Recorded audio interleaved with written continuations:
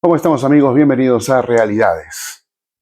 Esta semana ha sido una semana interesante en cuanto a lo que podemos nosotros opinar, comentar, analizar, etc. Cada uno tendrá una lectura de las cosas.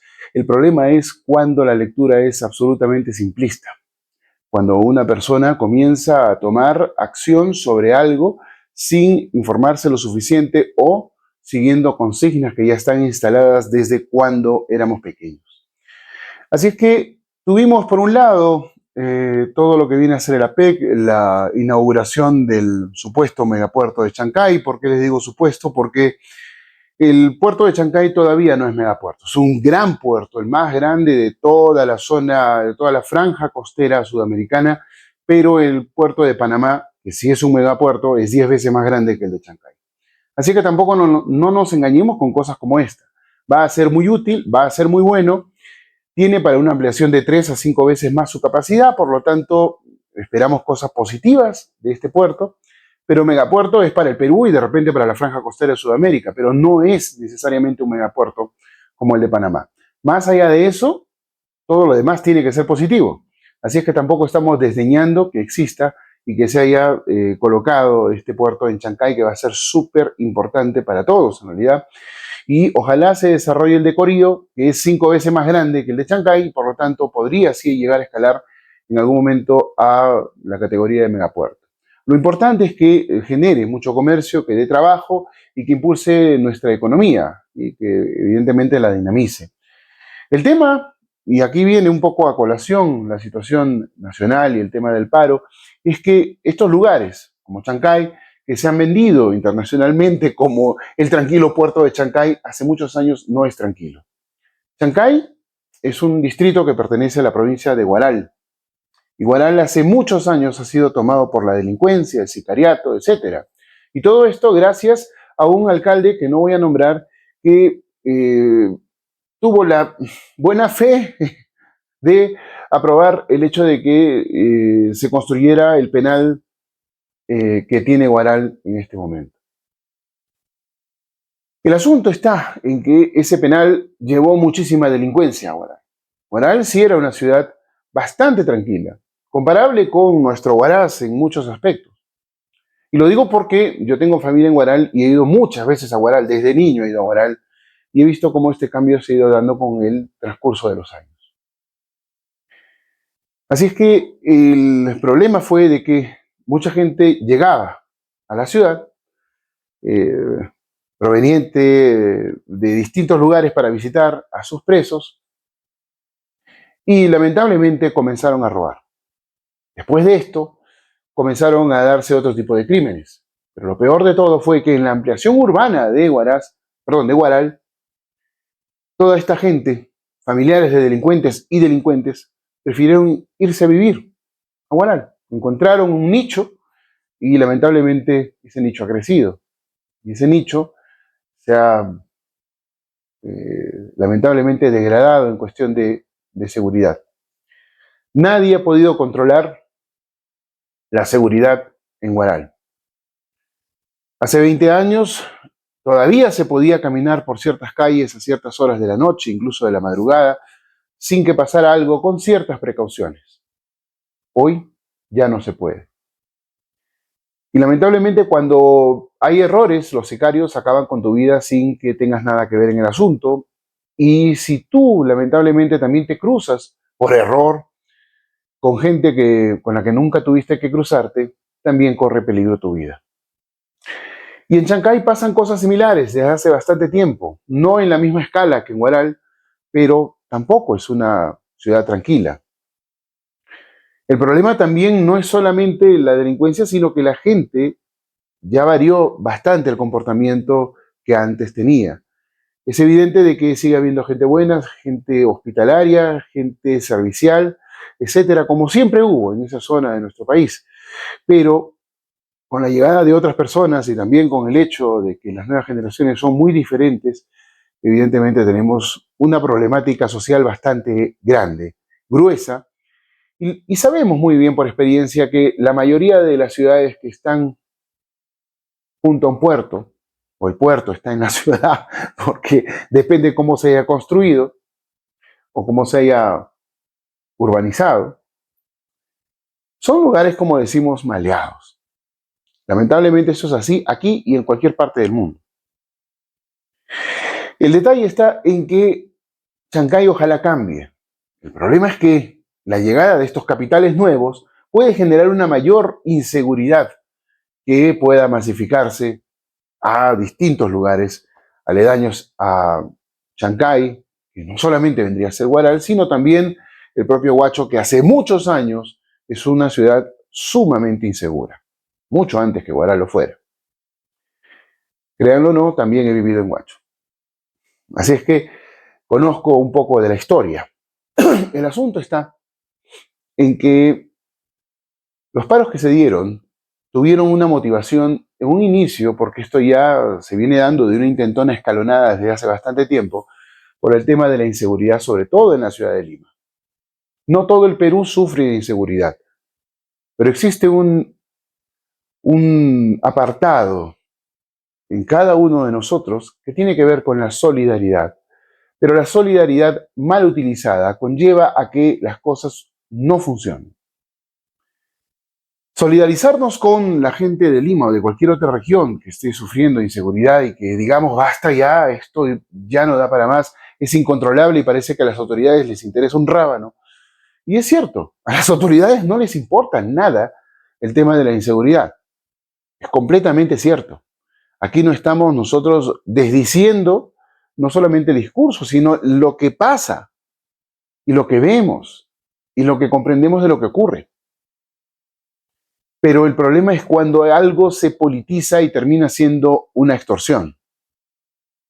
Y la extorsión está dentro del mare magnum de inseguridad y que al mismo tiempo es lo que genera principalmente esa inseguridad desde el punto de vista en que la consecuencia es que se cegue la vida humana de mucha gente.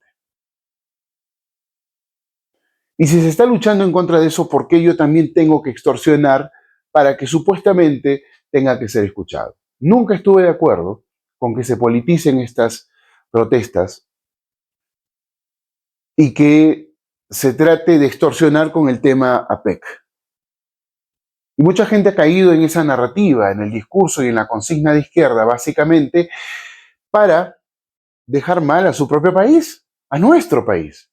Claro, nosotros vivimos una realidad, pero no hemos aprendido algo que otros países sí aprendieron. Y en este caso me refiero ya a naciones, no solamente a un Estado, sino a ese conjunto de personas que hacen a ese país y que viven en ese país y que son hijos de esas tierras. Y me refiero a no dejar mal a su propio país. Cada uno vive su realidad y como nación tenemos que vivir una realidad también y comprendernos entre nosotros. Pero la verdad es que los problemas se resuelven en casa. Por supuesto que la gente va a decir, vivimos en un mundo globalizado y que la información llega de todas maneras, las redes sociales, etcétera. Sí, pero hay muchos países que como el nuestro son países turísticos y son países que quieren desarrollarse, pues que no queremos. El detalle está en que hay cosas que nosotros no podemos ventilar de la manera en que se ventilan. Con esto no se dice que yo esté de acuerdo con que ocultemos la realidad. Por algo este programa se llama Realidades. Sino por el hecho de que no podemos nosotros seguir dejando tan mal parado nuestro país en el extranjero. Los políticos son los primeros que hacen que esto pase. Es cierto, no por las puras hemos tenido la recatafila de presidentes en los últimos 5 años. ¿Verdad, Keiko? Digo, ¿no? Porque ella empezó todo el chongo, y lo digo así callejeramente, porque es la verdad. Chongo en realidad significa desorden. Búsquenlo en el diccionario. Suena callejero, ¿verdad? Pero chongo significa desorden, alboroto. Búsquenlo en el diccionario y se van a dar cuenta que es cierto. Armó una pataleta porque no ganó las elecciones, destruyó el gobierno de PPK, lo saboteó por donde pudo hasta que lo vio afuera. Y entonces, sí, es cierto, colocó al presidente que ella quiso, pero ese presidente traicionó de una forma nacho vidaliana a todo el mundo. Sí, la verdad. Y ese presidente fue vacado por unos cuantos días por otro, y así hasta llegar al impresentable de Castillo y después a la súper impresentable de Boluarte. Es imposible compararlos en cuanto a ineptitud, pero por supuesto de que el parangón siempre se va a buscar cuando alguien mete las cuatro patas a fondo. Claro que esta problemática no es reciente y no es porque Keiko comenzó todo esto, pero las consecuencias son clarísimas. La señora solo piensa en ella, no piensa en el Perú, piensa en ella, en sus intereses y en sus socios y punto, y se acabó el tema. ¿Acaso la vieron realmente contenta y feliz porque salió su papá de prisión? Lo único que estuvo feliz fue Kenji, después los hermanos cuando volvieron, pero Keiko en realidad siempre nos engañó a todos.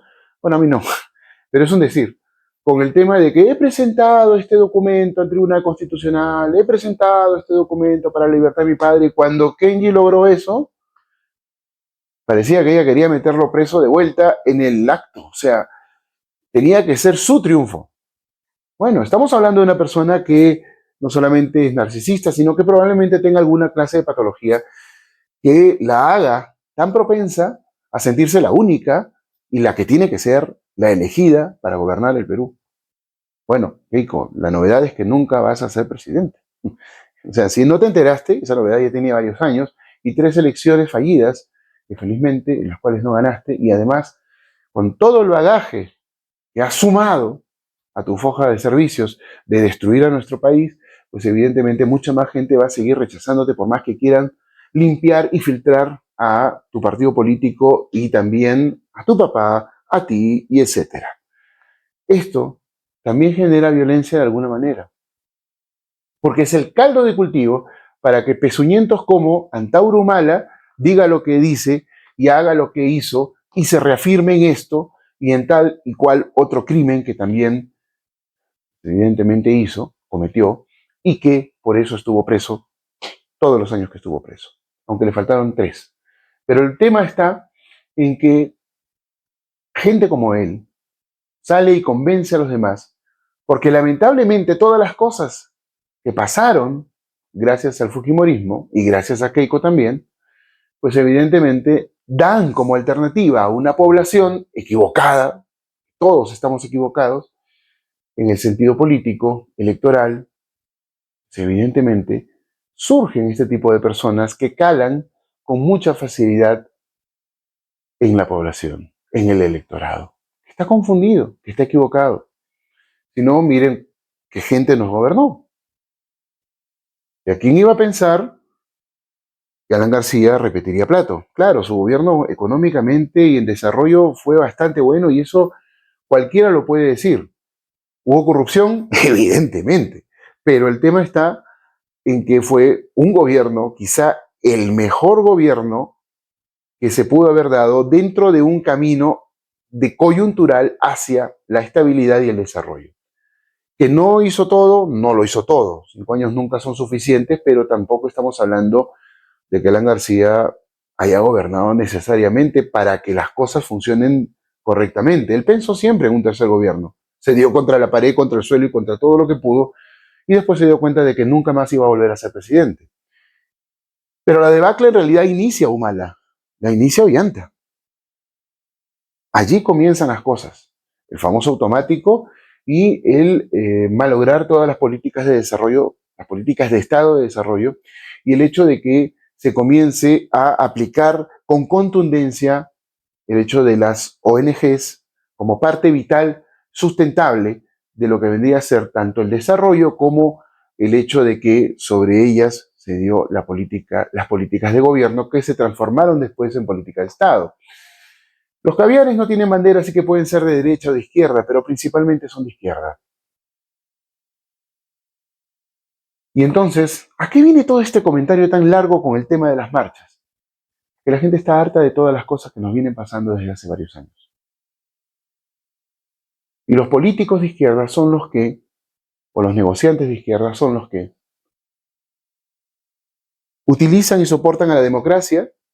Está bien que se dé un paro, está bien que se dé una protesta por una causa justa.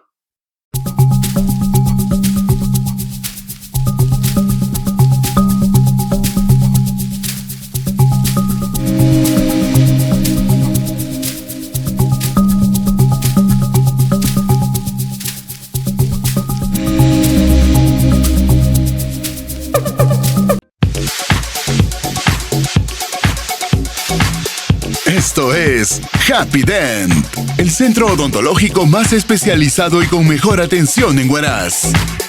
Con tecnología de punta a disposición para todos sus tratamientos. Ortodoncia, endodoncia, odontopediatría, curaciones con luz halógena y mucho más. Niños, jóvenes, adultos y adultos mayores se atienden felices en Happy Dent. Galardonados y premiados por ser los mejores. Happy Dent, tu clínica dental.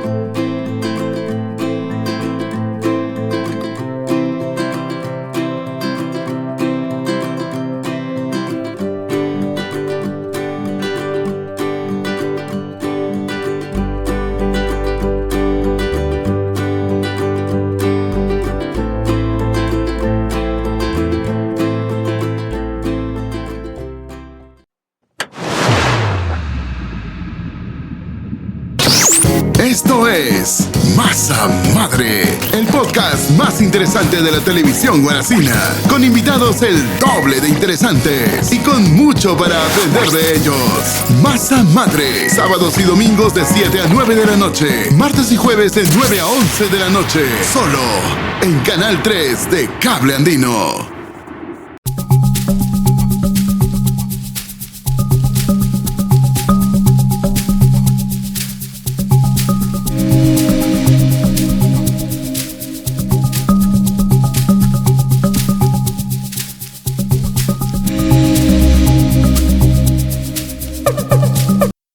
Y entonces, ¿a qué viene todo este comentario tan largo con el tema de las marchas?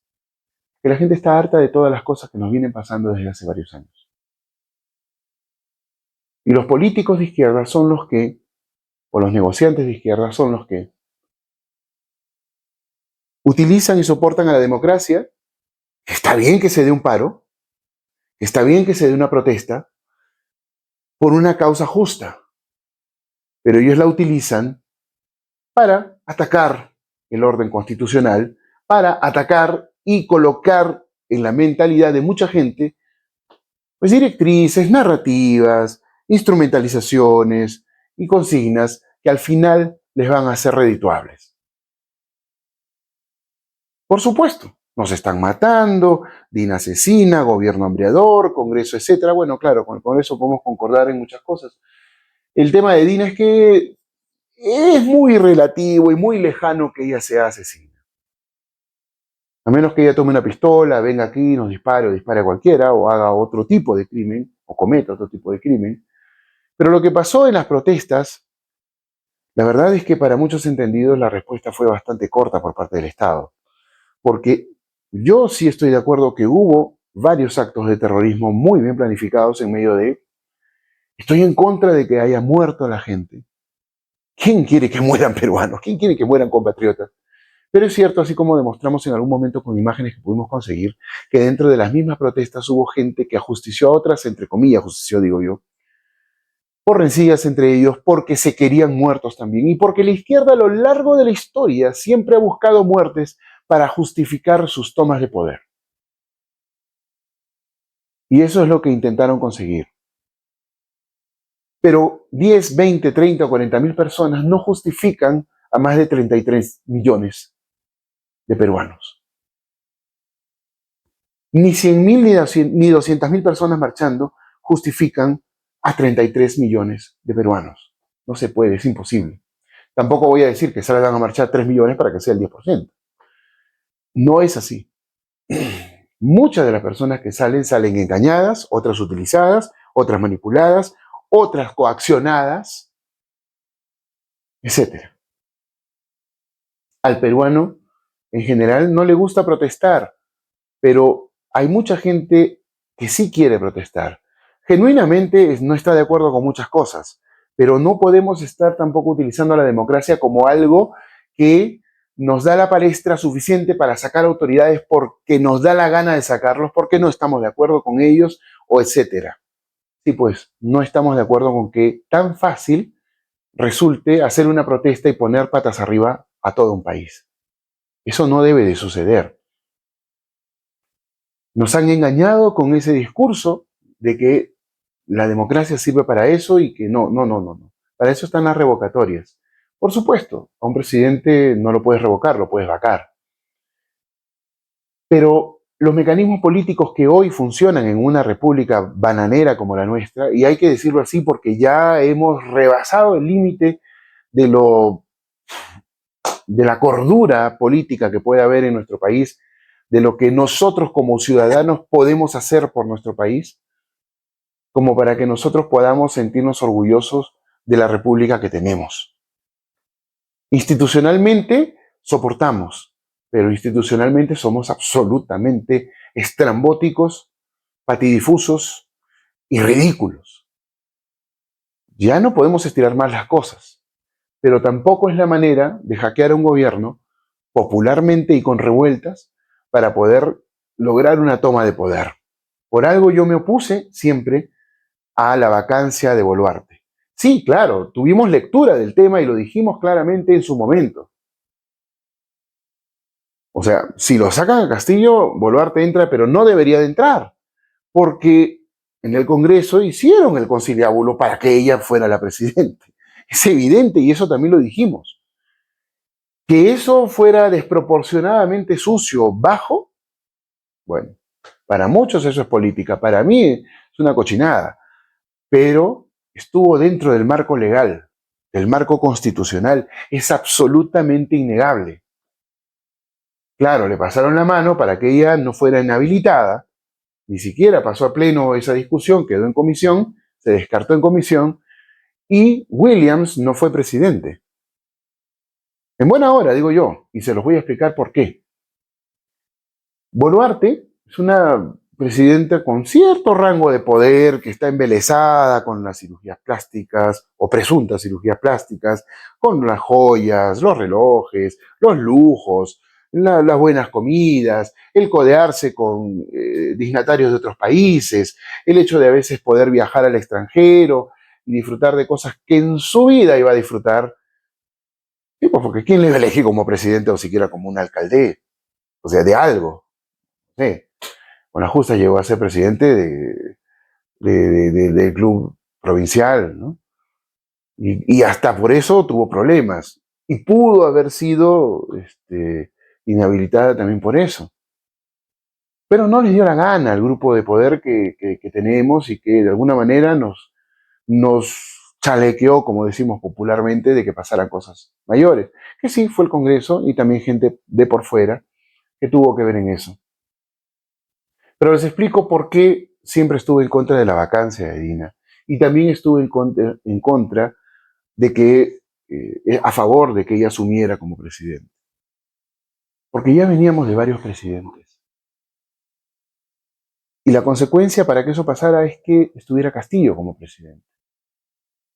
Jamás hubiéramos podido imaginar a un presidente tan bruto como él y que al mismo tiempo fuera tan mamarrachiento para poder hacer esos actos de corrupción que perpetró con su gente tan evidentes.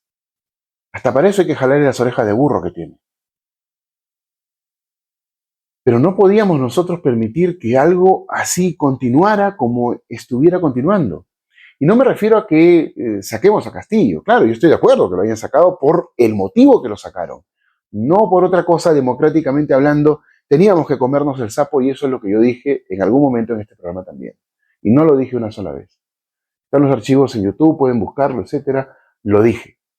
Así es que, democráticamente hablando, él debió de haber terminado su gobierno, a menos que se le encontrara alguna cosa en el transcurso de los años. Pero lo cierto está en que si la consecuencia de haber tenido esa recatafila de presidentes para llegar a eso que hoy está preso en Barbadillo, que se llama Pedro Castillo, discúlpeme, pero tengo que dar el máximo de mis desprecios a una persona que a sabiendas que iba a ser un incapaz como presidente, porque ya era incapaz en muchas cosas, se presentara para eso, y que ganara y lo asumiera, y que para colmo tuviera hasta en algunos momentos ciertas ínfulas de grandísimo monarca, más que de presidente. No, pues jugar con tu patria no es más que ser un traidor a la misma en un sentido figurado, aunque legalmente no existe esa figura. No existe esa denominación o algo así. Si asumía Williams, tendría que haber convocado elecciones. Si vacaban a Boluarte, cualquiera de los presidentes del Congreso hubiera tenido que asumir y hubiera gobernado el presidente de su partido, caso Acuña, por ejemplo.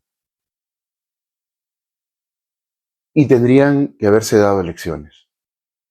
Después de haber pasado por elecciones express y de presidentes que no daban la talla, no me vengan con Sagasti porque la verdad es que él hizo algunas cosas que terminaron minando el país y favoreciendo a Castillo. Yo creo que él tuvo alguna lectura de las cosas. Imagínense lo que hubiera significado una elección express de presidente y toda la bronca que se hubiera armado con el tema Congreso.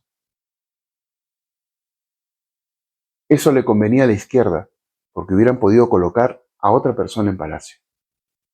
Y eso no es democrático, pues. Porque si vas a colocar en medio de todo el drama que estábamos viviendo una elección, que sea igual para todos, como tiene que ser una elección. Y no con un favoritismo previo de la izquierda que estaba súper latente en ese momento y que se iba a victimizar para luego contragolpear, como siempre lo hace y como ninguna otra fuerza política sabe leer y subestima siempre y al final terminamos todos nosotros mal. ¿Qué me importa a mí el político que pierda? Al final de cuentas, ellos van a seguir haciendo la misma vida que han hecho y que es mejor que la de nosotros en cuestión de comodidades, de facilidades y otras cosas. No tengo el resentimiento hacia las personas que son millonarias, sino que en el caso del político no ven la realidad.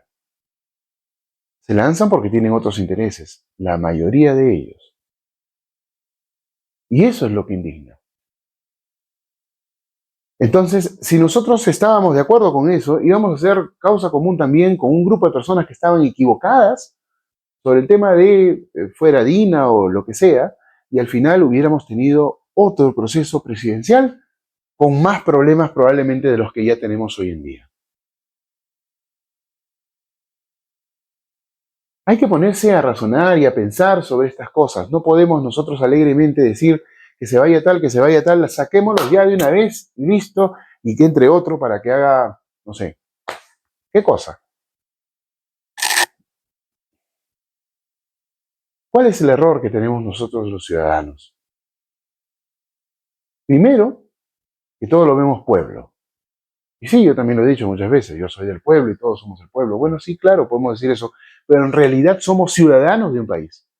Estamos cayendo en una de esas narrativas instrumentalizadas de la izquierda al decir que somos del pueblo. Y estamos cayendo también en lo mismo al tener distintos conceptos de nación que son muy etéreos, pero también anacrónicos, en cuanto a un tema de cómo vivieron las culturas supuestamente en su momento, que fueron distintas naciones y todo, el bla, bla, bla, bla. Un florazo que no tiene nada que ver con lo que hoy significa ser una nación y que dicen fue un concepto de Occidente. Por favor, izquierdistas, vayan a lavar sus calzoncillos por lo menos alguna vez en la vida, ¿no? Ya estamos cansados, por lo menos los que nos informamos, los que comprendemos un poco de ciertas cosas, de ese tipo de narrativas, que lamentablemente a mucha gente pues le ha calado en la mente y la repiten sin tener idea de lo que están hablando, sin saber lo que están repitiendo y lo que están transmitiendo. El asunto está en que el error nuestro, de todos, es que solamente nos sentamos a analizar y a veces a criticar y otros solamente a criticar y no participamos. Lo vengo diciendo hace más de un año, o 2 años, o 3. Este programa está así, a 2 semanas o a una de cumplir 5 años. Pero lo vengo diciendo hace bastante tiempo. No participamos. No participamos en política. La participación que tenemos nosotros es desde esta tribuna, es desde las redes sociales, etcétera. Sí, claro, pero parece de que esto ya se vuelve más duro. Y no es que yo esté hablando de una candidatura o algo así, no, estoy hablando de todos nosotros.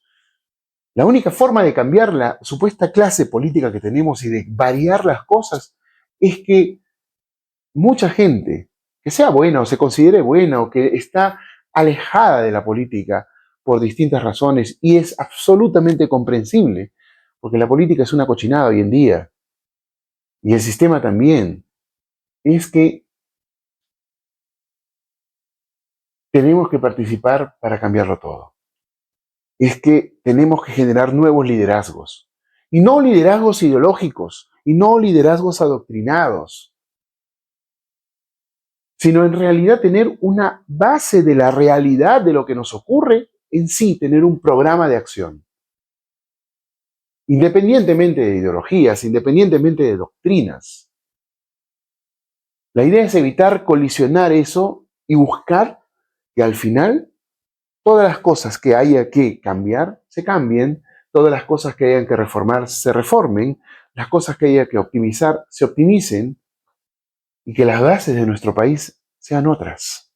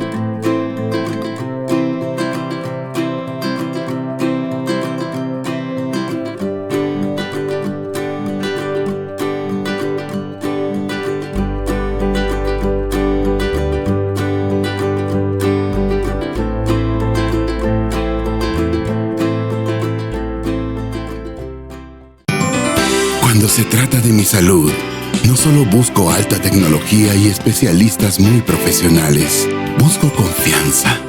Gente que me trate como la persona que soy, que me comprendan, no que me vean como a un cliente.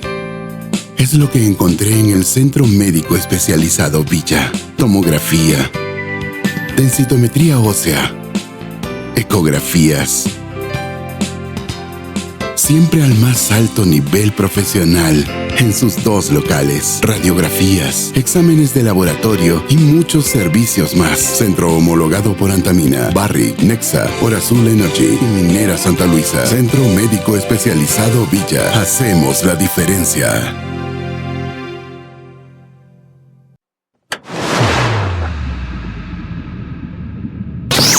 Esto es Masa Madre, el podcast más interesante de la televisión guaracina, con invitados el doble de interesantes y con mucho para aprender de ellos. Masa Madre, sábados y domingos de 7 a 9 de la noche, martes y jueves de 9 a 11 de la noche, solo en Canal 3 de Cable Andino.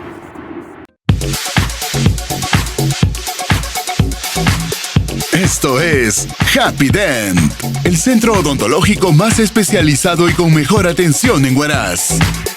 Con tecnología de punta a disposición para todos sus tratamientos. Ortodoncia, endodoncia, odontopediatría, curaciones con luz halógena y mucho más. Niños, jóvenes, adultos y adultos mayores se atienden felices en Happy Dent.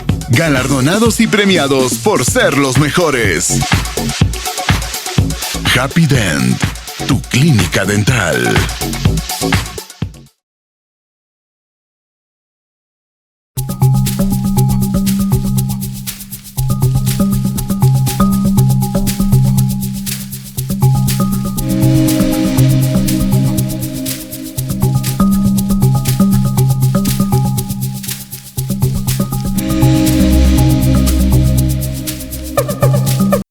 Independientemente de ideologías, independientemente de doctrinas, la idea es evitar colisionar eso y buscar que al final todas las cosas que haya que cambiar se cambien, todas las cosas que hayan que reformar se reformen, las cosas que haya que optimizar se optimicen y que las bases de nuestro país sean otras.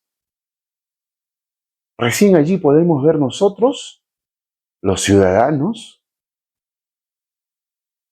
los cambios que se van a generar hacia el desarrollo. Y no solamente cuestiones de políticas macroeconómicas, que vamos a tener mayores reservas, que vamos a tener mejor apertura y mejor calificación, que es absolutamente necesario, imprescindible, si queremos desarrollarnos. Recién allí lo vamos a ver. Pero tenemos que gestar esos líderes nuevos. Tenemos que gestar esos liderazgos que no tenemos. Porque en casi todas las elecciones aparecen los mismos. Y aparece gente que termina haciendo que nosotros tengamos que votar por el mal menor. O por el menos peor. O como quiera llamársele. Pero nunca vamos a estar de acuerdo con quién nos gobierne. Está bien eso, pero me refiero a que mayoritariamente no. Porque simplemente terminan en segunda vuelta los peores, o los menos, digamos, los menos llamados a destruir el país, porque sabemos que igual lo van a hacer. No lo sé. Lo cierto es que nunca tenemos en ninguna elección tan buenos candidatos como necesitamos, ni tampoco gente que termine en segunda vuelta o ganando, que realmente haga las cosas porque ama a su patria, o ama a su ciudad, o a su región, como para poder hacer un cambio, o poder hacer mejoras, o poder reestructurar, o tener realmente un programa que valga la pena para que de alguna manera las cosas comiencen a ser ejemplares o mejores. No existe. Solo hay bandas criminales que quieren tomar por asalto una municipalidad, un gobierno regional, un gobierno, un escaño, lo que sea, para poder robar a sus anchas. Y cuando no pueden, obstaculizan y friegan el avance. Y siguen en campaña los políticos a pesar de que ya tienen el cargo, creyendo que así van a seguir siendo populares. No se dan cuenta que es porque no existen otros políticos y que sean de fuste que estén allí. Porque no hay otros liderazgos. Es por eso que vengo diciendo desde hace mucho tiempo, hay que participar. Y aquí la idea no es solamente participar en los partidos o movimientos regionales de siempre. Ya sabemos cuáles son los que tienen líderes que son corruptos y gente que ya hizo daño.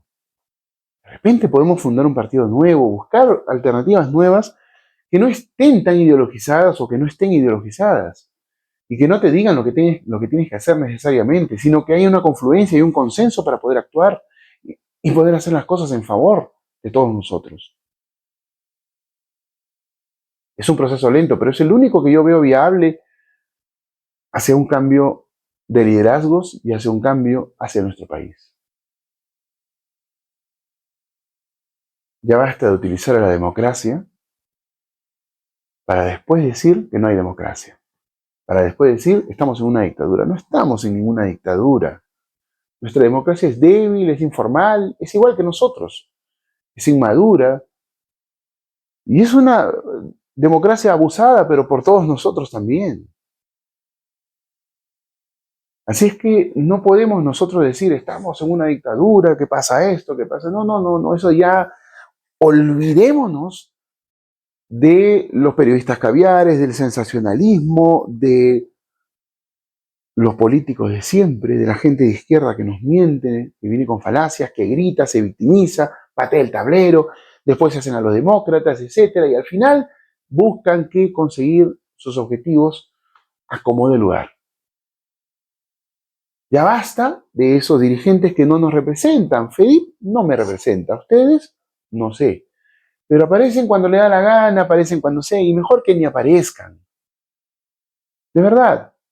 Y aparecen las organizaciones que mueven a las comunidades y pobres los de las comunidades en el sentido en que los manipulan o los coaccionan para que estén en la marcha. Muchos de ellos ni saben para qué están.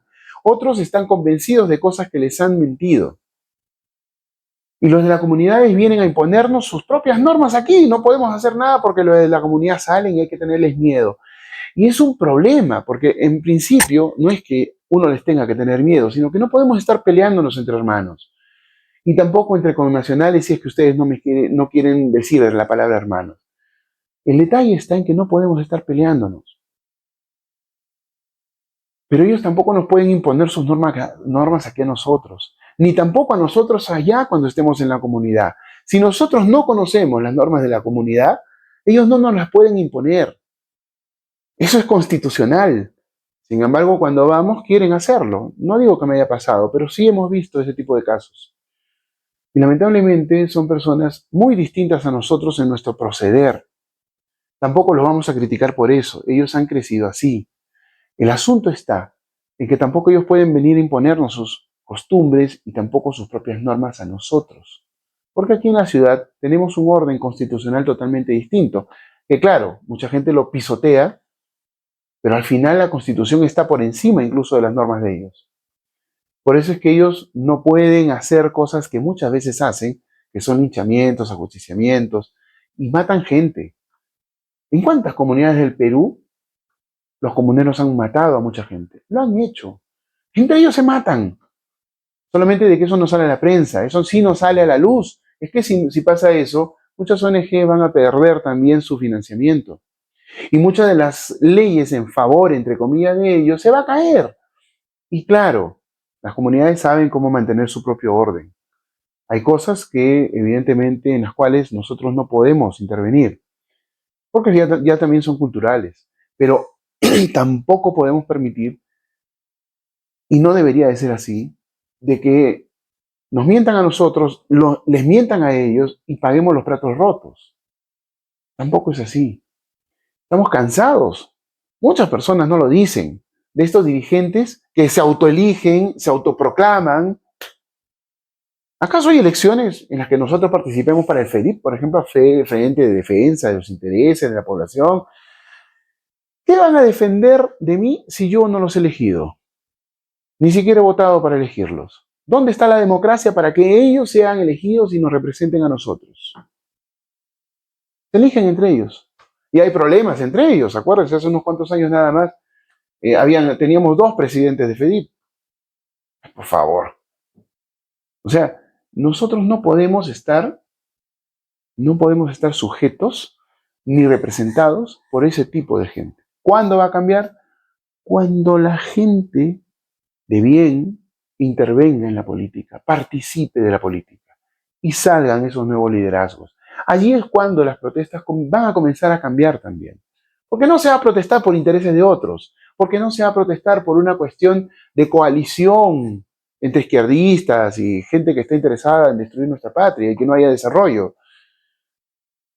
No. Allí se va a intervenir porque en realidad, por ejemplo, hace tiempo necesitamos tal o cual cosa para el hospital. porque necesitamos tal o cual cosa y el gobierno regional no lo quiere poner, o X alcalde no quiere brindar parte de la partida económica para que se dé tal cosa, o porque ya tenemos 6 meses con una bendita obra y hasta ahora no se termina y son 3 callecitas de 40 metros cada una, y se han hecho adendas y ha costado más de 1 millón cada cuadra. A ver, ¿por qué no se protesta por eso, por ejemplo? Es una protesta justa. ¿Por qué, si la protesta era la inseguridad ciudadana, se protestó contra DINA, contra el Congreso, contra todo? O sea, se protesta contra el orden constitucional político. Claro, dan ganas de protestar contra DINA y contra el Congreso. Hace mucho rato están haciendo tonterías. Y deberían de haber protestas permanentes en ese sentido, pero que no coaccionen a los demás, que no coercionen a los demás, que no coacten libertades. ¿Por qué rayos tenemos todos que estar de acuerdo con los que protestan? ¿Por qué tengo yo, si tuviera una tienda, por qué tengo que cerrar una tienda si los señores están pasando? Porque me la van a vandalizar. Porque no estoy con ellos. Claro, ellos utilizan la democracia para hacer su paro, que es constitucional y es un derecho. Perfecto. Protesten, señores. Pasen adelante. Caminen por las calles. Frieguen el tráfico y también el comercio de esa manera. Pero no importa. Es su derecho. Ok. ¿Cuál es mi derecho? Trabajar. Darle de comer a los míos. Venderle a las personas que necesitan. Comprar alguna cosa de forma urgente. No todos tienen plata para abastecerse 3 o 4 días de protesta. Pero no, me vandalizan la tienda porque simplemente los señores dicen que yo tengo que estar unido al paro. ¿Dónde está la marcha pacífica? ¿Dónde está el derecho de los demás? ¿En dónde rayos se metieron ustedes la democracia? ¿Dónde? Tengo mi vehículo, quiero transitar por el costado de ellos porque tengo que dirigirme a otro lado y me lo vandalizan si yo estoy transitando por ahí. Porque tengo que estar de acuerdo, porque tengo que respetar la marcha. No molesten, ustedes marchen por su lado y a nosotros déjenos vivir si no estamos de acuerdo, si no podemos, si no queremos o si tenemos cosas más importantes que hacer que una marcha. Esa sería la democracia en ese momento. Que los señores protestantes sean 2, 3, 4, 5 o 10.000, protesten como quieran, en el momento que quieran, sin perturbar a los demás. Y digo como quieran en el sentido en que vayan con pancartas, banderolas, de repente con bombos, o sea, haciendo bulla, o caminando de manos, o no sé. Pero no molesten a los demás. El derecho de los demás es otro, pero es exactamente el mismo, es horizontalmente el mismo que se tiene que respetar. No hay un derecho por encima de otro que no sea el de la vida y el de la libertad. Así es que no podemos nosotros decir que viva el paro si vemos que no están respetando la democracia, si es que nosotros tenemos un principio democrático. Eso tienen que aprenderlo todos. Porque mucha gente en redes ha puesto y ha posteado fotos del paro, videos del paro, que vive el paro, que abajo Dina, esa es la expresión de ustedes. Está bien, yo no estoy en contra. Yo quisiera tener otro presidente en Palacio, quisiera tener otro tipo de congresistas. Es más, en este programa hace como 2 años nosotros hicimos una propuesta de cambio para nuestro país que barría con todo este sistema. Propusimos otro tipo de sistema. Claro, esa publicación fue bastante interesante, fue bastante comentada en Facebook. Pagamos la publicidad, pusimos 20 soles para que eso se diseminara y se diseminó a más de 400 o 500.000 personas. Y ya no fue por la publicidad que se pagó, ese fue el impulso porque queríamos que se escuchara esta voz y queríamos saber qué opinaba la gente. Y claro, hubo muchos izquierdistas que opinaron mal, otros que opinaron bien, otros, un mare magnum de opiniones muy interesantes, pero que al final de cuentas solo llegó a hacer eso. No estuvimos haciendo una propuesta política. Pero el detalle está en la democracia. Si nosotros defendemos realmente la democracia, somos demócratas y queremos vivir en democracia, cuando protestemos tenemos el mejor ejemplo de que no existe democracia para la mente y el accionar de la gente que dirige y que participa en esas marchas o en cualquier protesta. Si hablaron que la protesta iba a ser pacífica en todo el Perú, entonces ¿por qué prohibieron cosas? ¿Por qué cerraron vías? ¿Porque eran transportistas? No. El hecho de cerrar vías ya es un acto prepotente de violencia y que va en contra del orden constitucional y del derecho de cualquier otra persona. Sí, no, esta vez permitimos que pasen las ambulancias. Sí, claro, es que eso debería de ser siempre. Así es que si hablamos de democracia y decimos, esto es una dictadura, queremos democracia, ustedes tienen que ser los primeros en demostrar que tienen el espíritu democrático y que son democráticos y no violentar a nadie ni obligar a nadie a que esté con ustedes. Así pasen por nuestras narices haciendo bulla. Yo tengo mi tienda abierta y tengo que atender. No tengo tienda por si acaso, pero estoy dando el ejemplo. Tengo mi vehículo y tengo que transportarme y nadie tiene que hacerme nada. Y si yo pertenezco, y aunque me digan amarillo, al sector transporte y transito por donde me da la gana llevando pasajeros, no tienen por qué cerrarme una vía, hacerme apagar el carro, bajarme las llantas o hacer cualquier cosa. ¿Qué se han creído ustedes? ¿Dónde está la democracia? ¿Se la pasaron por el traste? ¿O es que no saben lo que es realmente la democracia? ¿O ser un verdadero demócrata? Sáquense la careta ya de una vez, pedazo de comunistas. Porque eso es lo que son. El comunismo reacciona de esa manera. Vamos a ir a la pausa, tenemos más cosas para este programa y que comentar también. Esto es Realidades. No se muevan.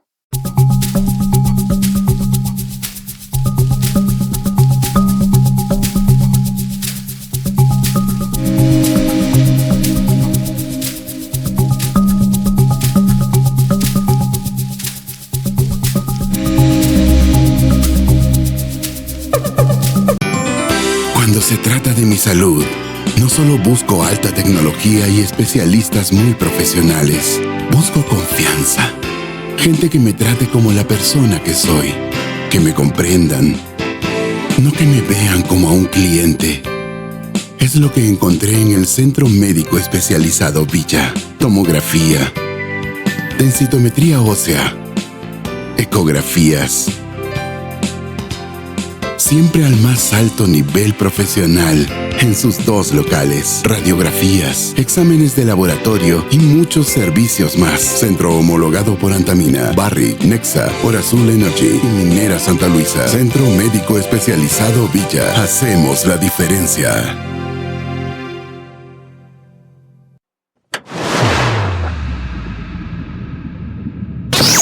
Esto es Masa Madre, el podcast más interesante de la televisión guaracina, con invitados el doble de interesantes y con mucho para aprender de ellos. Masa Madre, sábados y domingos de 7 a 9 de la noche, martes y jueves de 9 a 11 de la noche, solo en Canal 3 de Cable Andino.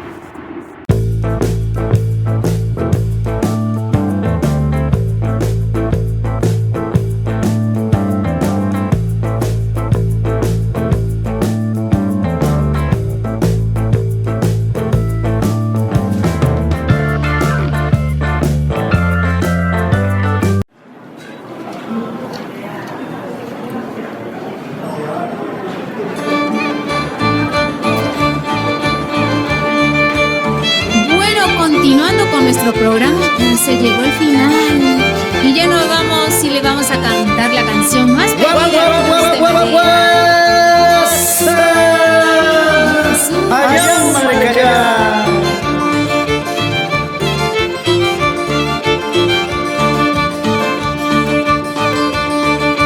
Por el camino de herradura hay una cruz de madera. Sobre esa cruz hay una plantita, nadie lo rienda, qué lindo florece. Por el camino de herradura voy contemplando tu hermosura. Solo el viento rocío de los Andes acaricia en aquella plantita. Y todos decimos desde Ancash: felices fiestas patrias a todo el Perú. Aquí desde Masa Madre. Desde Masa Madre, tu programa con Anita Fajardo. Solo para ti. Voy contemplando tu hermosura. Solo el viento rocío de los Andes acarician aquella plantita.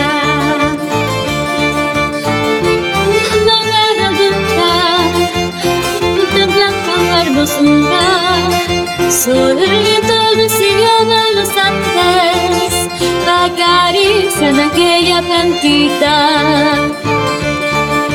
Y si tú quieres triunfar, no mires nunca hacia atrás. Sigue adelante y verás la dicha que tú tendrás. Si tú quieres triunfar, no mires nunca hacia atrás. Sigue adelante y verás la dicha que tú tendrás.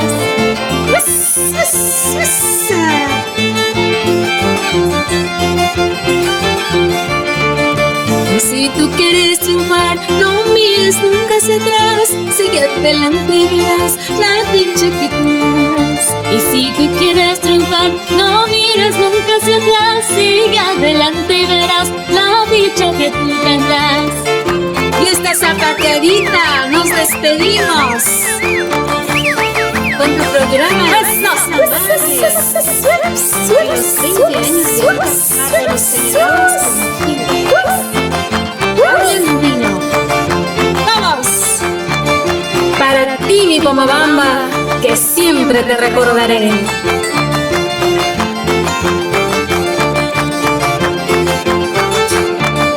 Zapateadito, zapateadito. Muchas gracias, Rosa Madre. Nos vemos. A comer rico. Gracias.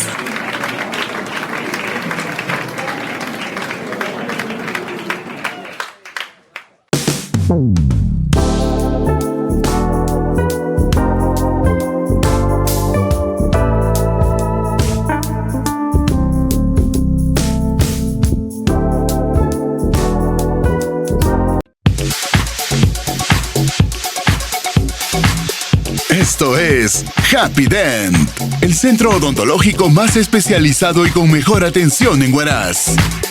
Con tecnología de punta a disposición para todos sus tratamientos. Ortodoncia, endodoncia, odontopediatría, curaciones con luz halógena y mucho más. Niños, jóvenes, adultos y adultos mayores se atienden felices en Happy Dent. Galardonados y premiados por ser los mejores.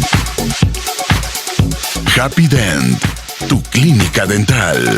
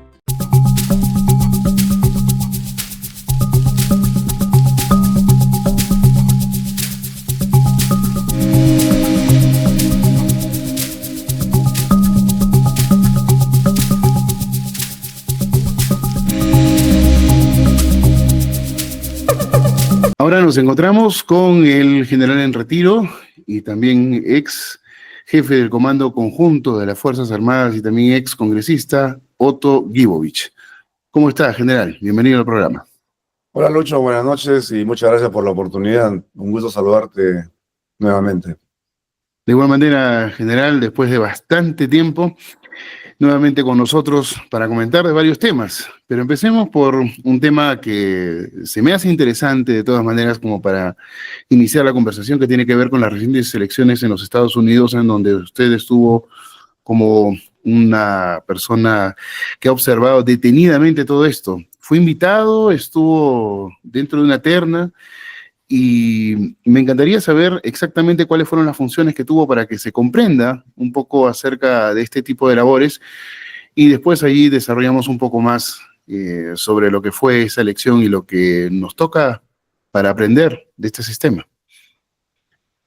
Mira, Lucho, fui parte de un equipo internacional de observadores electorales al proceso de Estados Unidos.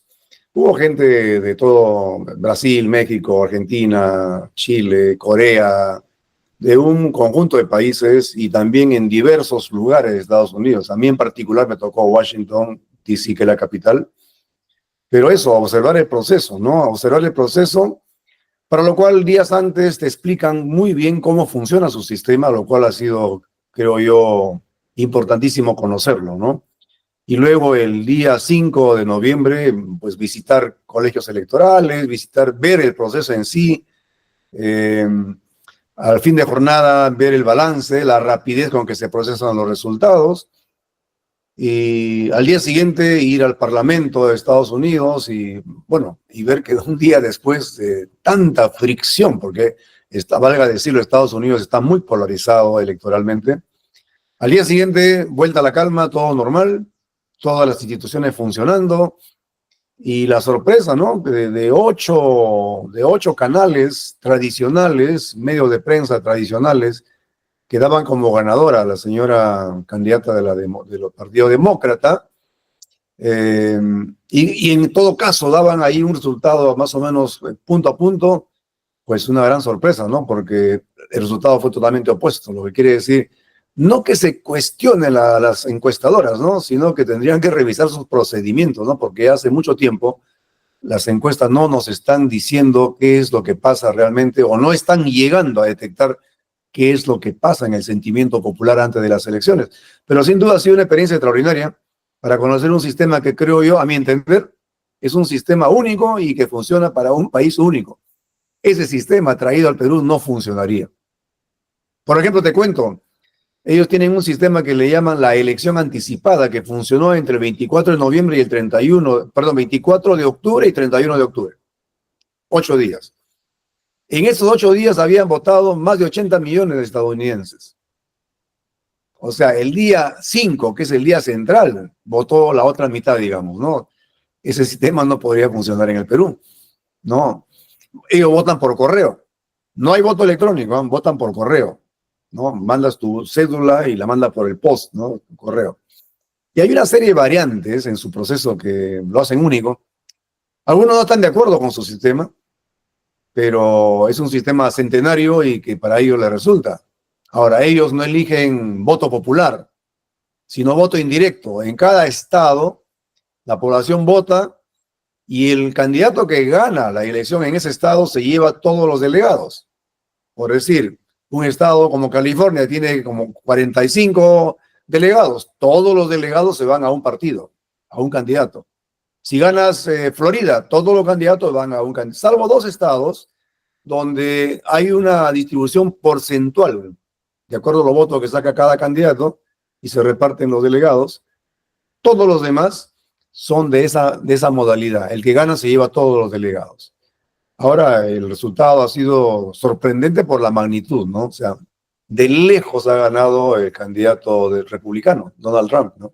Claro, lo que usted señala es algo interesante en varios aspectos. Primero, que el voto anticipado a través del correo allá es un delito federal, la violación de la correspondencia, y sabe la gente perfectamente cuántos años de cárcel les va a tocar si violan la correspondencia de alguien. Es confiable el correo en los Estados Unidos. Aquí, con todas las cosas que nos pasan, la informalidad, etcétera, evidentemente, ¿no? Y sabiendo el caso Salas Arenas, Corbeto, etcétera, qué tan confiable es nuestro sistema electoral, sin hablar y llegar a caer en el tema de mencionar la palabra fraude, simplemente triquiñuelas, podríamos decir.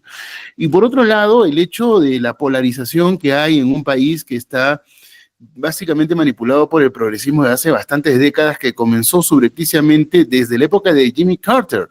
O sea, no estamos hablando de algo reciente, sino lentamente el progresismo se fue abriendo a través de las políticas de gobierno que aplicó los gobiernos demócratas cuando les tocó estar al mando de los Estados Unidos de América. Esto coincide también con los golpes, por ejemplo, electorales de Meloni, digamos, allá en Italia, ¿no? De Milei en la Argentina, etcétera.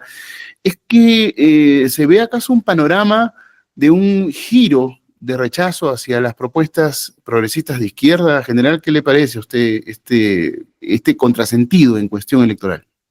Absolutamente, Luis, es una respuesta, yo creo, muy madura de una sociedad que está harta, hastiada además, de cómo lo que se ha venido a llamar en este nuevo orden mundial, la cultura woke, ¿no? La cultura woke, la cultura de despierta, pero no se sabe si te despierta de una pesadilla, ¿no? O vas a otra pesadilla, porque lo que se busca es la preeminencia de subculturas o de movimientos minoritarios que quieren tener preponderancia sobre las mayorías.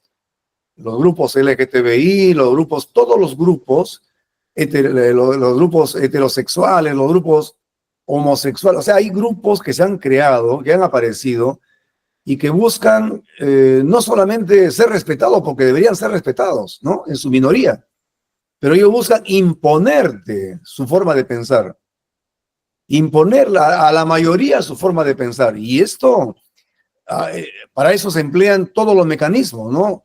Claro, empezó con Jimmy Carter, pero también se cree y se afirma ya que quien disparó todo esto fue a partir del gobierno de Obama, ¿no? Y ahora ha continuado con Biden, porque en realidad nadie sabe quién gobierna Estados Unidos, ¿no? Biden a veces tiene vacíos muy grandes y se supone que estaba gobernando la señora Harris. Y se intensifica. ¿Por qué? Porque se emplean no solamente las embajadas. Aquí en Perú la embajadora estuvo convocando a la Junta Nacional de Justicia, tuvo una reunión en el Día del Orgullo, llamado el Día del Orgullo gay. Bueno, tiene derecho, ¿no? Pero es una forma sutil de tratar de introducir también en otros países una cultura que no necesariamente es la que nosotros queremos. Y es además, Estados Unidos tiene un gobierno que financia a las ONGs. Entonces, organismos no gubernamentales solventados por gobiernos. Hay un contrasentido, ¿no? Si es no gubernamental, ¿cómo es que te da fondos del gobierno? Eso se va a corregir, por lo que yo he leído hoy a Elon Musk, que es uno de los colaboradores de Trump. No tiene sentido, pues, que se llamen organismos no gubernamentales y te pidan fondos a los gobiernos de los países grandes para luego ir y trabajar eso en otros países como los nuestros. Aquí las ONGs tienen un posicionamiento muy fuerte.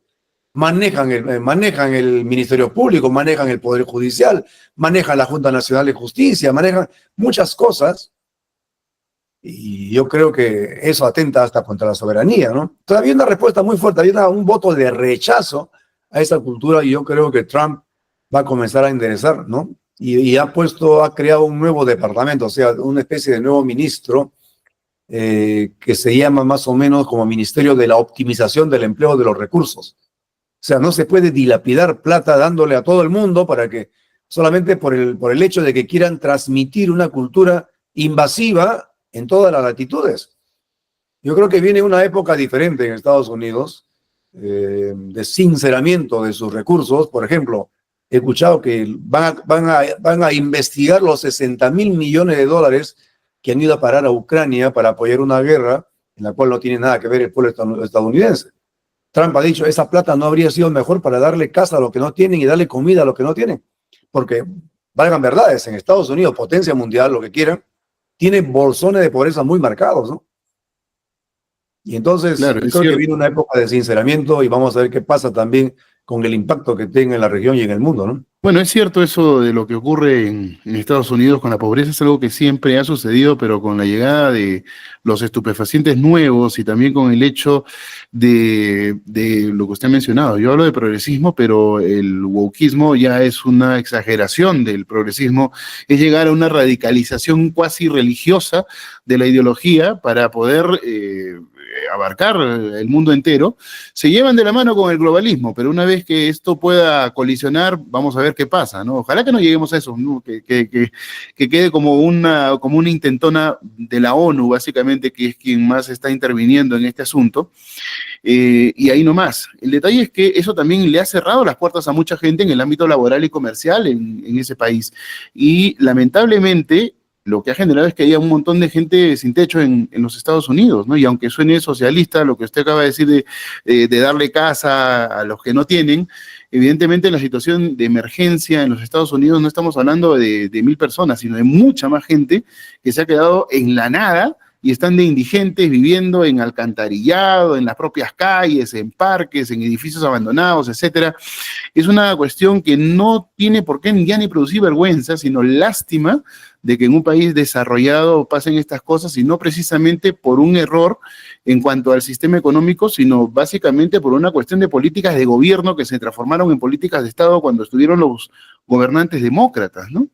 Así es que yo incluso le digo, le mencioné a Jimmy Carter por el tema de que con él comienza poco a poco la inclusión de las políticas progresistas, pero yo iría un poco más atrás. Obama fue el detonante, pero creo que Bill Clinton fue quien más arraigó el tema progresismo, distrayéndonos con el tema de paz de Palestina con Israel, que al final quedó en nada, y estuvo aplicando políticas en el sector educativo sin que nadie se diera cuenta, ¿no? Entonces, allí la situación dio un giro de timón bastante fuerte, y Obama terminó pues de arraigarlo definitivamente, ¿no? Ha hecho mucho daño el gobierno de Obama, y es una lástima que eso haya llegado y haya impactado en esta zona del continente, en varios países, sobre todo en Argentina, en Chile un poco, y felizmente aquí en el Perú no.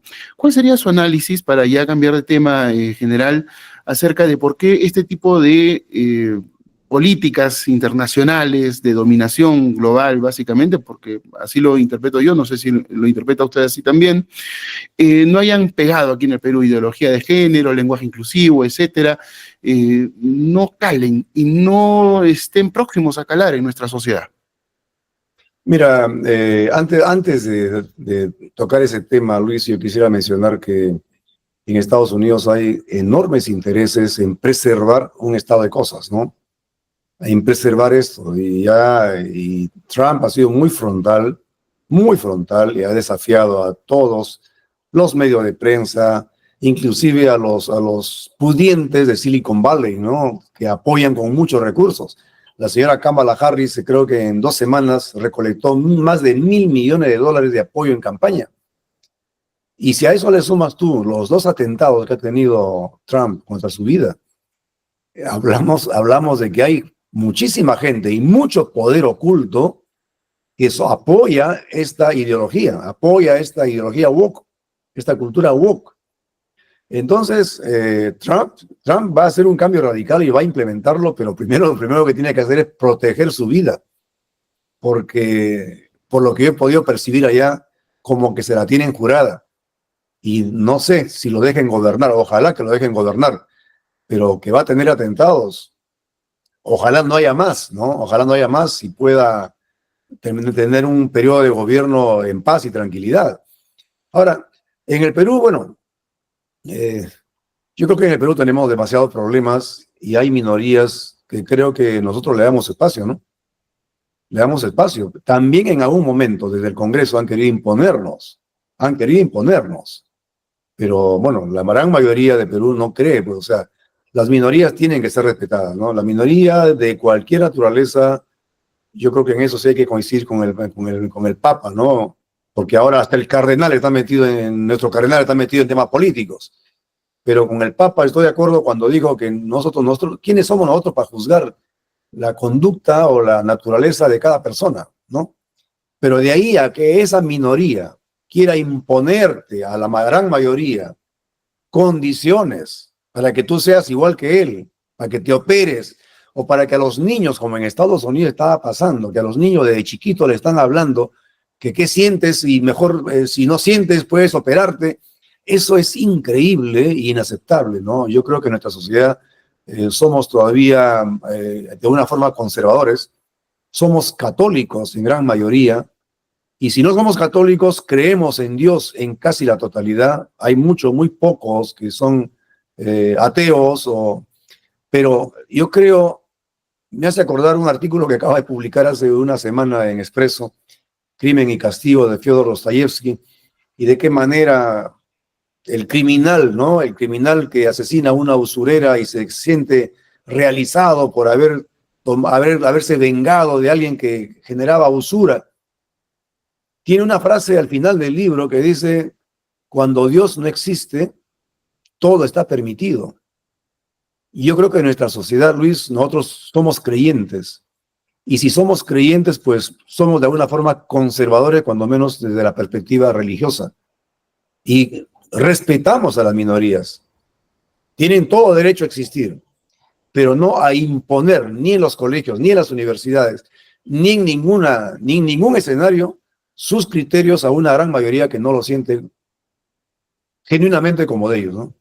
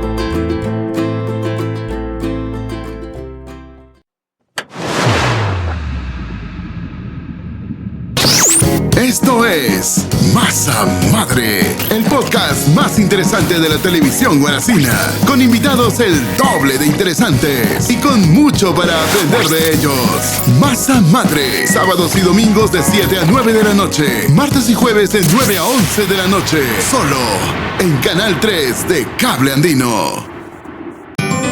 Cuando se trata de mi salud, no solo busco alta tecnología y especialistas muy profesionales.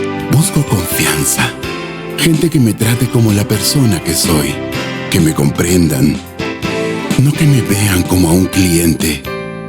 Es lo que encontré en el Centro Médico Especializado Villa. Tomografía, densitometría ósea, ecografías. Siempre al más alto nivel profesional en sus 2 locales. Radiografías, exámenes de laboratorio y muchos servicios más. Centro homologado por Antamina, Barrick, Nexa, Orazul Energy y Minera Santa Luisa. Centro Médico Especializado Villa. Hacemos la diferencia.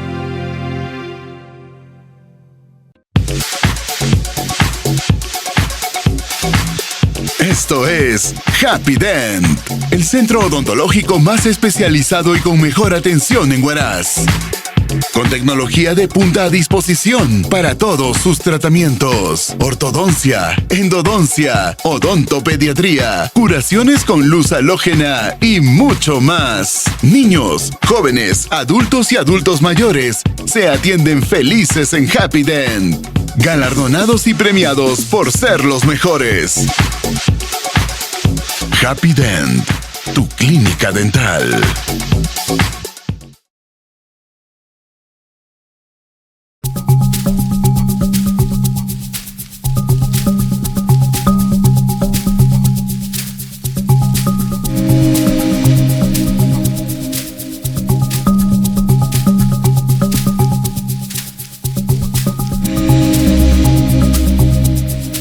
Y si somos creyentes, pues somos de alguna forma conservadores, cuando menos desde la perspectiva religiosa. Y respetamos a las minorías. Tienen todo derecho a existir, pero no a imponer ni en los colegios, ni en las universidades, ni en ningún escenario sus criterios a una gran mayoría que no lo sienten genuinamente como de ellos, ¿no? Claro, el problema es que tenemos un poder judicial que está infiltrado, ¿no? Si no, fíjese el tema de los cambios de DNI, todo que parecen minucias de alguna forma, pero la verdad es que si una persona, como quien dice, se autopercibe mujer o camión o un árbol o un bichito, lo que sea, que se autoperciba, pero no estamos obligados nosotros, bajo pena de nada, a llamarlo como esa persona quiere que se la llame, ¿no? Un derecho no puede transgredir el otro ni puede superarlo, más allá de los derechos más importantes que son la vida y la libertad, por ejemplo, ¿no? El resto de cosas ya son subjetivas, entonces ya no son tan plausibles al derecho.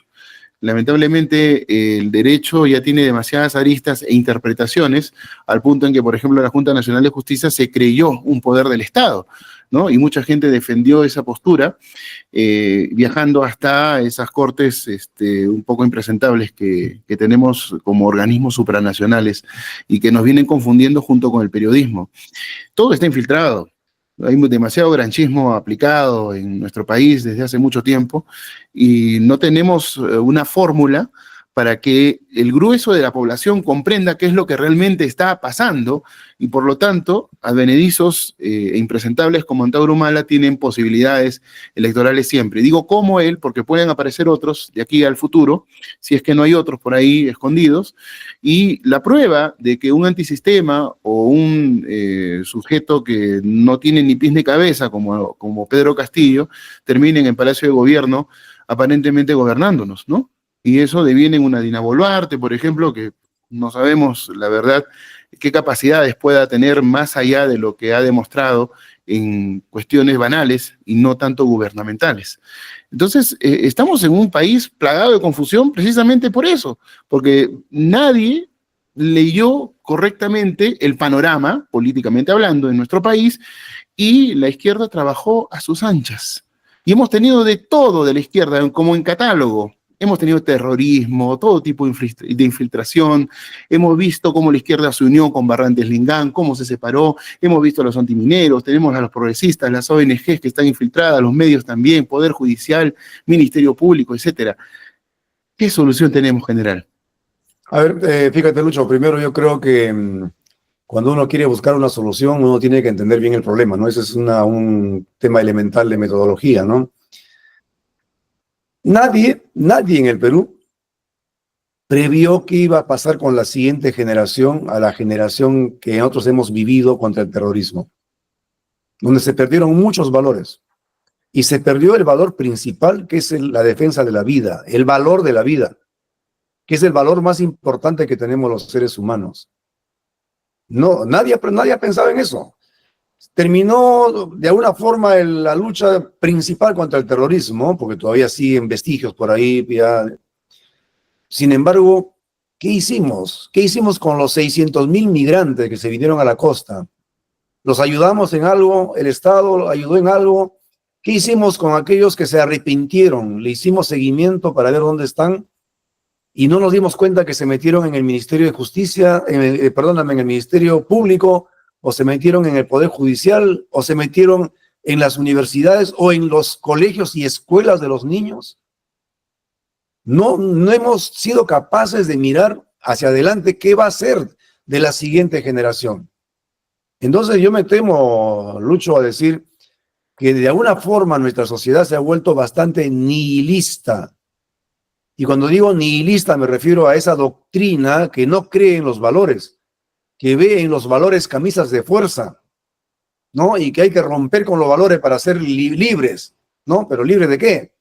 Y entonces cuando tú ves alcaldes, gobernadores, regidores coludidos que se roban la plata, o un mercenario, o un asesino a sueldo que mata a una persona por 10 soles, o gota a gota pasan y te acribillan como un nuevo chimbote, o que la comunidad en San Marcos tome la justicia por sus manos y mate a 5 extorsionadores que vienen de otra región. Cuando vemos todo eso, tenemos que reflexionar, ¿dónde están los valores? No hay valores ni para gestionar, ni para respetar la vida. Ahora, ¿qué sucede? Ya conociendo esta situación, el tema es cómo salimos de esto. Y antes, para salir de una situación grave como esta de pérdida de valores, nihilista en extremo, teníamos de aliada a la iglesia.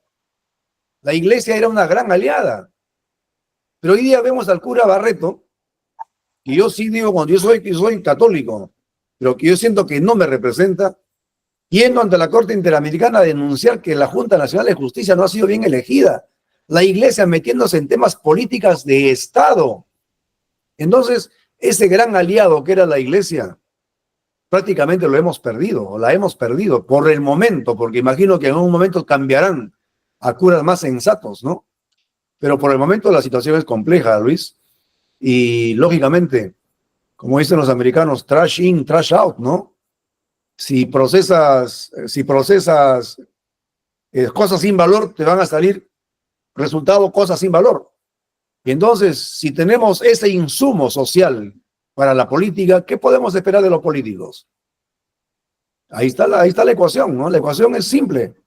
El componente humano que la sociedad nos provee hoy día para que hagan política no son los mejores, pues. Y entonces el resultado que va a ser muy mala política. Delincuentes que se llevan el dinero del pueblo y ahí están las obras esperándonos. O incompetentes que pueden gastar 31, 20 o 30% de su presupuesto, el resto lo devuelven. Cuando la gente se muere de hambre, se muere de frío, tiene anemia, tiene desnutrición crónica infantil, faltan postas médicas. Entonces, la situación es complicada y lógicamente ante ello puede aparecer un salvador, ¿no? Que haga una frase bonita, no más pobres en un país rico. Y la gente, nosotros, ingenuos, nos comemos la frase bonita y votamos por un aventurero que luego no sabe qué hacer con el Perú. O, en todo caso, ya sí sabía qué hacer, ¿no? Cerrar el Congreso y dar golpe de Estado. Y tenemos que cuidarnos. Yo sí creo que hay esperanza de que el 2026 podamos elegir bien, no con el corazón, sino con la razón, con el cerebro, y elijamos un gobernante que efectivamente pueda sacar al Perú hacia adelante, ¿no? Generando empleos, generando oportunidades, industrializando, procesando los recursos primarios que hoy día los exportamos, ampliando el área agroindustrial, la agricultura, el tren de Tumbes a Tacna, tantas cosas por hacerse en el nivel macro, pero ¿quién lo va a hacer? ¿La señora Dina Boluarte? No, pues.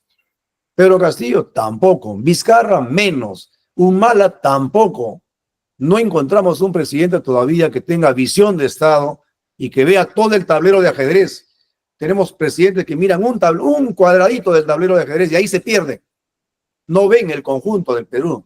No se dan cuenta que cada año entran 600,000 jóvenes buscando trabajo y que para que esos jóvenes tengan trabajo hay que crecer mínimo al 3%.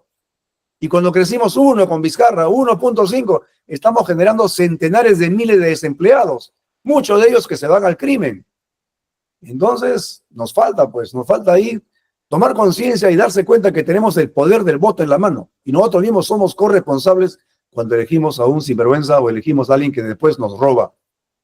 Tenemos una piedra en el pecho para decir, yo voté por ese alcalde que me está robando, ¿no? Exactamente, general. Y qué bueno que no mencionara a Keiko porque sabemos que no va a ganar.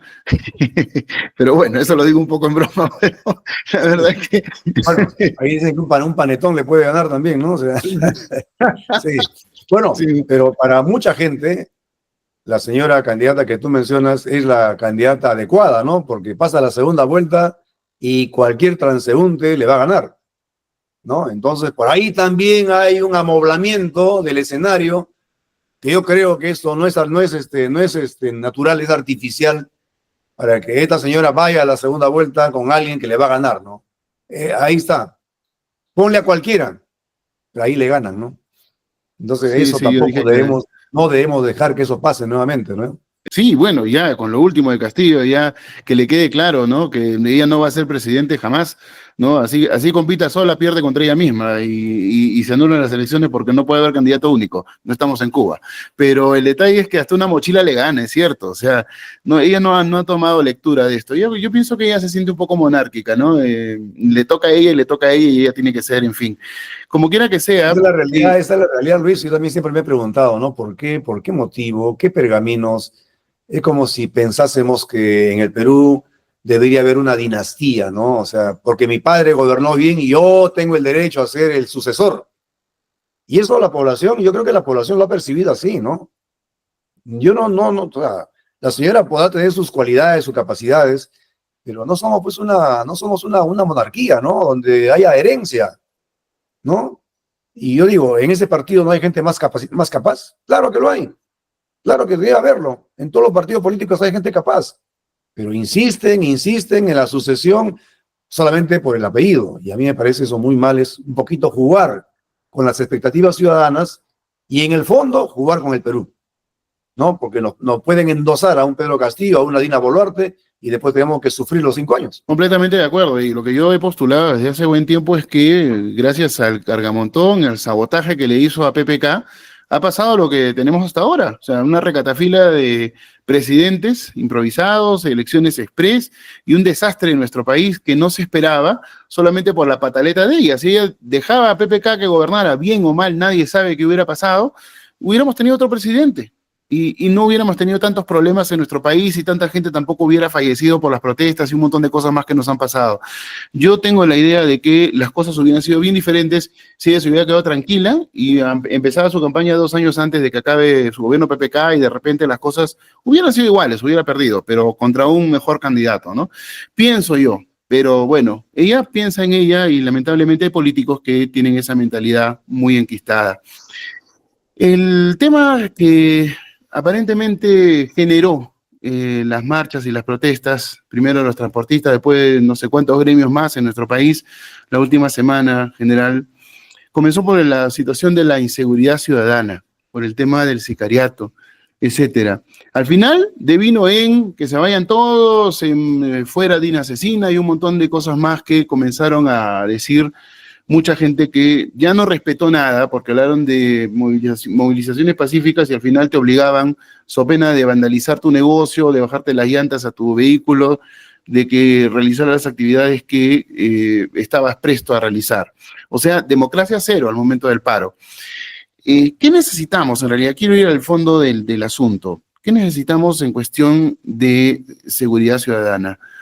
¿Un plan Bukele? Ya tenemos cómo resolverlo y nadie lo aplica, una reestructuración de la policía, del servicio de inteligencia, de todo lo que viene a ser el engranaje, policía, Ministerio Público, Poder Judicial, ampliar penas. ¿Qué necesitamos en realidad? Porque de verdad la inseguridad está en casi todo el país y creo que, como muchos, la base para la prosperidad de un país, o por lo menos para su estabilidad, radica en parte en la seguridad ciudadana. Más allá del tema del paro, que podemos hablar las verdaderas intenciones del paro después de esto, creo que sería interesante, con su expertise general, que de repente nos dé una solución o nos marque un poco el camino de lo que podría ser la solución para que nuestro país, en las ciudades en donde más se está padeciendo este tema de inseguridad, se pueda resolver. Mira, Luis, en primer lugar yo quiero saludar, y lo he hecho también por escrito en mis redes sociales. El primer paro de transportistas yo creo que fue un paro genuino, de rechazo a los mercenarios, a los sicarios, a los delincuentes, a la incompetencia política del gobierno, a la incompetencia también de algunos sectores de la policía. Creo que ese paro fue genuino.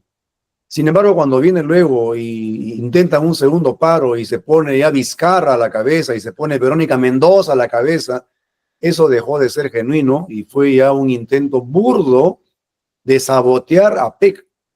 Inclusive intentaron hacer un paro durante APEC. ¿Eso qué cosa querían? Agudizar las contradicciones, mostrarnos al mundo como un país inviable, que justamente cuando vienen cientos y no quizá miles de empresarios al Perú para esa cumbre de empresarios que ha habido, paralelo a la cumbre política, justamente en ese momento querían mostrarlo como un país inviable, es decir, impedir que hayan inversiones, sin darse cuenta que están haciéndole daño a la población. Porque cuando vienen esas inversiones extranjeras, si alguien de Brunei o de donde sea desea y decide invertir en el Perú, esa inversión no viene por 2 años, viene por 15, 20 años. Entonces vas a generar empleo duradero para la población, vas a crear oportunidades para la población, pero querían sabotearlo. Entonces eso se convirtió en un intentona de sabotaje político del extremismo de izquierda, donde habían unos utilitarios como Martín Vizcarra que se subieron al carro. Afortunadamente la gente me parece que leyó eso. Yo creo que hizo bien Vizcarra en salir con Verónica Mendoza para desanimar a la población de seguirlos, porque es gente que no le hace bien al Perú. De otro lado, Luis, yo soy escéptico. Yo creo que el combate al crimen es posible y es posible vencerlo, pero soy escéptico que en este gobierno se vaya a hacer algo. ¿Por qué? Por varias razones. Te voy a mencionar 2 o 3 de ellas. Primero, Porque la señora tiene miedo a tomar decisiones políticas. Y el combate al crimen empieza con decisión política y termina con decisión política. No hay otra variable. Segundo, porque creo que el ministro del Interior, a quien en la primera semana yo saludé por su gestión, porque conoce la policía, creo que está en componendas por la no captura de Cerrón. Ojalá que me equivoque, pero tarde o temprano lo vamos a saber. Y tercero, que si no hay trabajo de inteligencia previo, así tú decretes estado de emergencia y saques a toda la Fuerza Armada en su conjunto, no va a pasar nada. Entonces, para combatir al crimen, tiene que haber decisión política, tiene que haber buen trabajo de inteligencia y otro, el tercer factor que es importante y tampoco se emplea ahora, salvo López Aliaga que está trabajando en ello, el apoyo de la población. El pez vive en el agua, el delincuente vive en la población. ¿Quiénes saben quiénes son los cabecillas? La población.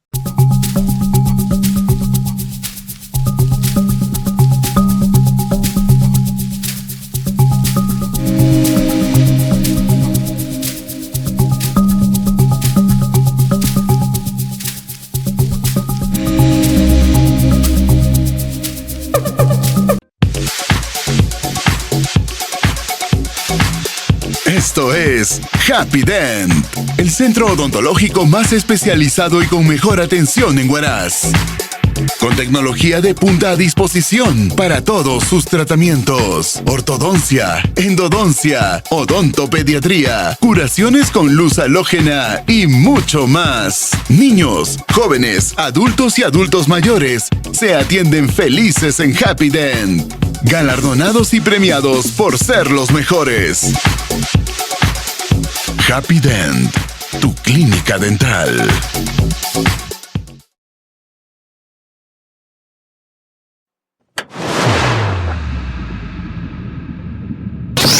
Esto es Masa Madre, el podcast más interesante de la televisión guaracina, con invitados el doble de interesantes y con mucho para aprender de ellos. Masa Madre, sábados y domingos de 7 a 9 de la noche, martes y jueves de 9 a 11 de la noche, solo en Canal 3 de Cable Andino.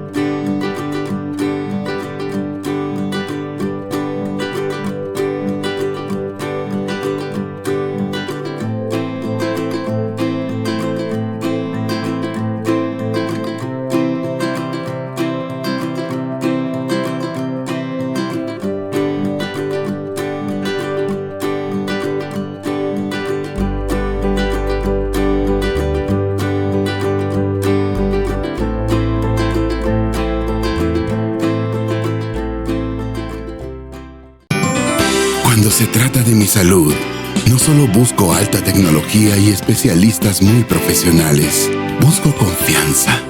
Gente que me trate como la persona que soy, que me comprendan, no que me vean como a un cliente. Es lo que encontré en el Centro Médico Especializado Villa. Tomografía, densitometría ósea, ecografías. Siempre al más alto nivel profesional en sus 2 locales. Radiografías, exámenes de laboratorio y muchos servicios más. Centro homologado por Antamina, Barrick, Nexa, Orazul Energy y Minera Santa Luisa. Centro Médico Especializado Villa. Hacemos la diferencia.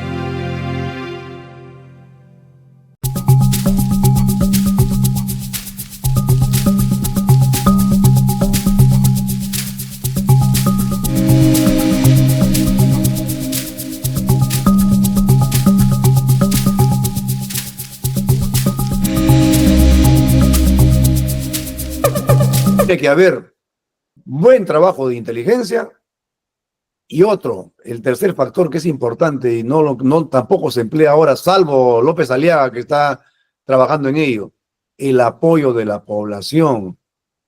El pez vive en el agua, El delincuente vive en la población.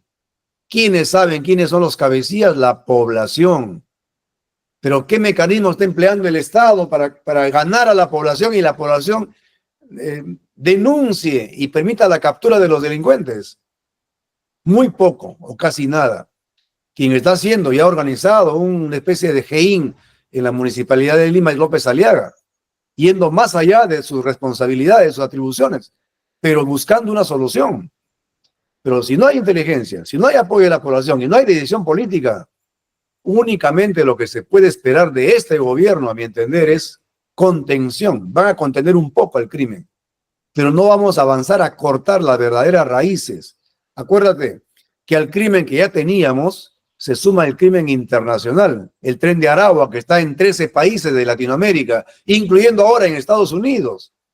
Entonces es un crimen transnacional. ¿De dónde se maneja? Desde Venezuela. Desde Venezuela. Y se supone que en muchos países parte del dinero que capturan iría a parar a Venezuela para solventar la crisis que tienen en Venezuela. Individual o colectivamente, no se conocen mucho los detalles. Pero si no tenemos inteligencia para saber siquiera cuál es la estructura del Tren de Aragua aquí en el Perú, imagínate, ¿qué hacemos sacando a la Fuerza Armada? La inteligencia es el insumo básico para hacer un buen plan de operaciones. Si tú no tienes inteligencia, el plan de operaciones va a estar cojo. Y la fuerza pública actúa de acuerdo a un plan de operaciones, meticulosamente hecho. Si no hay insumo, no hay plan y no hay resultados. Y eso a este gobierno no le veo luces. No le veo luces. Y ahí hay ministros en varias carteras que, no sé, pues se prestan.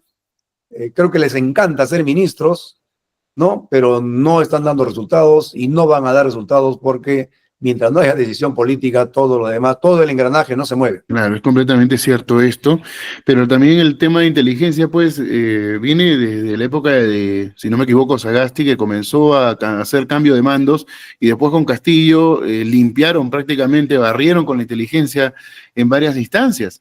Entonces, como se dijo en algún momento, los capos ya no están en inteligencia. Supongo que habrá personal bueno de todas maneras, pero no es lo mismo la inteligencia después de Castillo que la que tuvimos antes, ¿no? Lamentablemente. Entonces, es cierto, Pedro Castillo cambió mucha gente en la cabeza de la inteligencia policial y de la inteligencia del Ministerio del Interior, y en su segundo año, el año 22, le dio cero de presupuesto a los órganos de inteligencia de la Fuerza Armada. Yo imagino en previsión a que ya se venía su golpe de Estado. Neutralizaron, le dieron cero presupuesto. Y si tú le das cero presupuesto a los sistemas de inteligencia, los paralizas. ¿Por qué van a hacer? No pueden moverse. No pueden moverse. Y entonces, hoy día, ese sistema de inteligencia está en proceso de reconstitución. El daño que hizo Pedro Castillo, y muy poca gente lo dice, fue letal al sistema de inteligencia. Y hoy ya lo estamos pagando. El crimen se desborda porque no hay inteligencia capaz de estar 2 pasos adelante. La inteligencia tiene esa cualidad, Luis. La inteligencia no puede ir únicamente a hacer documentos testimoniales de qué es lo que ha pasado, de quién ha muerto o quién ha matado. Eso es una tarea policial. La inteligencia tiene que estar 2 pasos delante del crimen. Y hoy día la inteligencia está 2 pasos detrás del crimen. Entonces, ¿de qué nos sirve un sistema así? Tiene que reconstituirse. Lo malo es que va muy lentamente. Ahora, no sabemos también si la gente que ha puesto la señora Boluarte o el hermano de la señora Boluarte es la gente competente y la gente idónea para manejar un sistema de inteligencia en provecho del país. No sabemos. Claro, el problema es que ellos conocen ya secretos de Estado que en su vida van a conocer, y lamentablemente eso también puede generar ciertos cambios de timón que van a terminar siendo lamentados más adelante de suceder cualquier cosa. Esperemos que esto no pase, porque la señora sí vive en su burbuja, ¿eh? No, yo pienso que es absolutamente arribista esta señora, le han dado un 2% de poder y el resto lo maneja otra gente. Es lo que percibo, al menos. No sé, de repente usted sí percibe lo mismo, pero está viviendo su sueño dorado de pseudo princesa, ¿no? De protoprincesa, y lamentablemente no está gobernando. Y es un problema tener un país que llegó a tan buen nivel, y desde Ollanta Humala estamos en automático y nadie mueve el país para adelante como debió de haber sido. Usted habló muy bien el tema del crecimiento. Pudimos haber superado el 6% de Alan García y no se superó más. Nos caímos, lamentablemente. ¿Qué cree que se puede hacer después de que la APEC haya celebrado un congreso tan importante aquí en nuestro Perú, con pactos y relaciones bilaterales, con reuniones bilaterales, digo yo, la inauguración del puerto de Chancay? Espero que se pueda implementar al mismo tiempo la zona franca de Chimbote, por la cual usted hizo tanto esfuerzo, y tenga alguna relación con el puerto de Chancay, me imagino, estando tan cerca, ¿no? Ojalá que esto genere trabajo. ¿Cuál es la perspectiva que usted encuentra, ya cambiando de tema y cerca al final, para no quitarle más tiempo? Bueno, yo creo que APEC, a pesar de la intentona de sabotearlo, se ha llevado a cabo. Hemos tenido los presidentes de las dos potencias económicas más grandes del mundo, Estados Unidos y China, en nuestro país. Se ha firmado un tratado de libre comercio con Hong Kong. Hong Kong es parte de China, ¿no? Pero Hong Kong, desde que se independizó, lo hizo bajo un esquema que fue, de un lado, aceptado por China y también por el Reino Unido y otros países más, bajo el sistema de un Estado, dos sistemas, ¿no? O sea, Hong Kong tiene su sistema económico independiente del sistema chino. Entonces, ese pacto, ese tratado de libre comercio es importantísimo para el Perú, porque se va a poder encontrar nuevos mercados para todos los productos que se puedan trabajar en el Perú, lo cual también incentiva a que la empresa privada, que es la que mueve el 80% del PBI, siga creciendo en el Perú, porque tiene mercados asegurados. Aparte, Estados Unidos ha donado 9 helicópteros Black Hawk, que son helicópteros muy buenos, especialmente diseñados para trabajar de noche, ¿no? Digamos, la parte superficial, ¿no? Es la parte más visible de lo que se ha visto en este tratado. Pero además subyacen muchos más acuerdos que van a ser de beneficio para el país. La inauguración del puerto de Chancay ha sido icónico, y que lo haga precisamente el presidente de la segunda economía más grande del mundo, y que por ahí en las redes estoy combatiendo a algunos que siguen diciendo, bueno, el comunismo de China ha hecho posible el milagro. Tremenda barbaridad, ¿no? O sea, crecimiento económico y ser potencia mundial jamás lo vas a hacer en comunismo, porque el comunismo lo primero que hace es cooptar las libertades. Y los países que son potencias mundiales es porque tienen gente con libertad de iniciativa, libertad de creatividad, libertad de emprendimiento. Entonces, decir que el comunismo ha logrado eso es imposible, ¿no? Eso es un oxímoron, ¿no? Eso no tiene sentido, ¿no? Un sinsentido. Pero más allá de ello, yo creo que la inauguración del puerto de Chancay abre una enorme oportunidad para el Perú, convertirse en hub portuario, ¿no? Hub portuario de todo el Pacífico Sur. Y lo más interesante, Luis, es que la competencia inicial por ver quién es el puerto más grande de Sudamérica se va a producir entre dos puertos peruanos, entre el Callao y Chancay. Porque en este momento el Callao es el primer puerto del Pacífico Sur. Lo sigue por ahí Guayaquil, lo sigue por ahí San Antonio en Chile, y lo sigue Buenaventura de Colombia, puertos menores. Pero el más grande es el Callao. Entonces, el primer rival que tiene Chancay es el Callao. Se va a ver competencia de dos puertos peruanos, donde únicamente podemos ganar todos los peruanos. Ahora, estuve hace 3 semanas en Chancay, 2 semanas antes que se inaugure, y nos comentaban que la carga de Brasil que va a Asia y que va por el canal de Panamá, da la vuelta y se va al puerto de Manzanillo en México, se demora 55 días. Si va por el canal de Panamá y viene acá al puerto de Chancay, va a reducir 25 días. ¿Tú te imaginas lo que significa eso para una potencia como Brasil? Reducir en 25 días el tiempo de transporte de su carga hasta el Asia, y que se podría reducir menos si es que hubiese un tren desde Brasil que llegue a la costa del Pacífico, que es el siguiente paso que creo yo que debe continuar. Ahora, desde el Perú, lo que se demoraba antes 35 días para llegar a China, porque también había que pasar por el embudo del puerto de Manzanillo en México, ahora se va a demorar 12 a 15 días menos. ¿Te imaginas todos los sobrecostos que van a tener la gente que exporta, y que eso puede redundar en motivar que se pueda reinvertir y producir más y producir más? O sea, tenemos ahí una gran oportunidad. Se nos viene también la inauguración del gran aeropuerto Jorge Chávez. Ojalá que ahora no le echen la culpa a Alemania, ¿no? Porque ahora todo el mundo le echa la culpa a China, de que China es dueña de Chancay, China del Estado chino, el comunismo chino. Ojalá que cuando inauguran el gran aeropuerto Jorge Chávez, el nuevo aeropuerto Jorge Chávez, no digan los alemanes han hecho posible esto, que es de los alemanes. No es así, no es así. La libre inversión permite que se puedan hacer grandes proyectos como lo que estamos viendo, ¿no? Claro, por supuesto. Ojalá que no hagan un tercer baño nada más en este nuevo terminal, sino ya nos prestaremos para la polémica, digo yo, ¿no? Después de lo que hicieron hace un tiempo. No, eso ya no, y es un despropósito completo, pero en realidad es empresa privada, pueden hacer lo que quieran, lamentablemente, ¿no? El tema es que se vienen buenos tiempos, bien administrado todo esto, seguramente las cosas van a manejarse de otra forma, va a darle otra cara al Perú, la gente va a tener mejores oportunidades. Esperemos que sí, y que esto, que felizmente no ha sido un tema minero, porque si no tendríamos para 5 años más de esperar, así como Tía María, por ejemplo, Conga que no fue, y otras cosas, y otros yacimientos más que están allí en la lista de espera, producto de la fuerza antiminera. Ojalá de que esto le abra los ojos a la gente, ¿no? Porque hay mucha gente que yo conozco que trabaja en minería, por ejemplo, o que trabaja en empresas grandes, y que siguen siendo socialistas, o sea, siguen siendo izquierdistas en su manera de pensar, pero viven como si fueran grandes derechistas. Es, como usted dijo, es un oxímoron, pero ya de la vida, ¿no?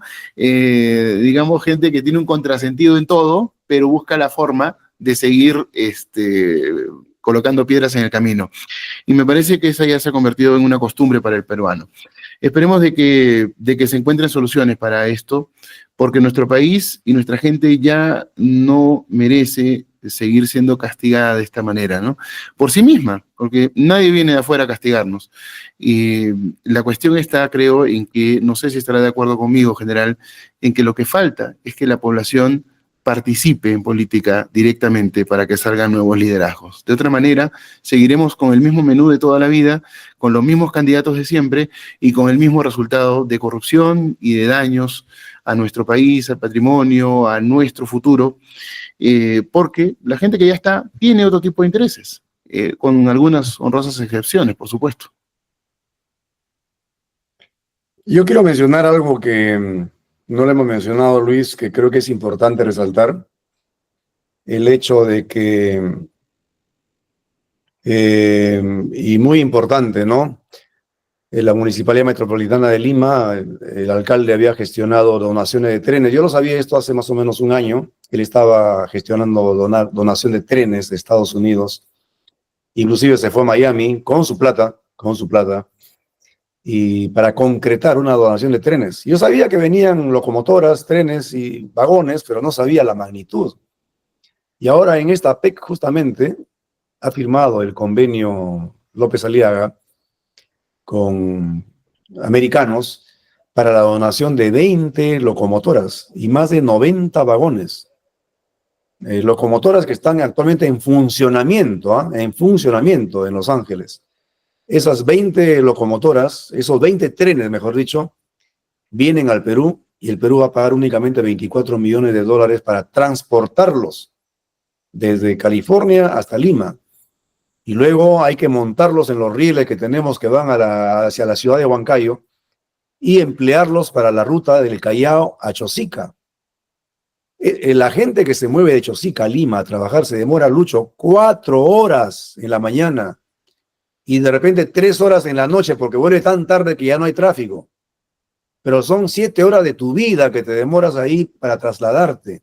Eso es inhumano, inaceptable, y creo que tenemos ahí una ferrovía ociosa y con esa donación gigantesca que podrían valer más de $1.500 millones si lo comprases, con esa donación se va a hacer la realidad de un proyecto que, bueno, tiene otro tipo de visión, ¿no? Las cosas buenas hay que mencionarlas y creo que también esto, dentro de las cosas no tan superficiales o tan visibles de APEC, también está esta firma de convenio finalmente para esta gran donación. O sea, APEC trae resultados, APEC trae beneficios y hay que entenderlo, ¿no? No solamente los Black Hawks, también, ¿qué te digo? El puerto de Chancay y ahora los trenes donados.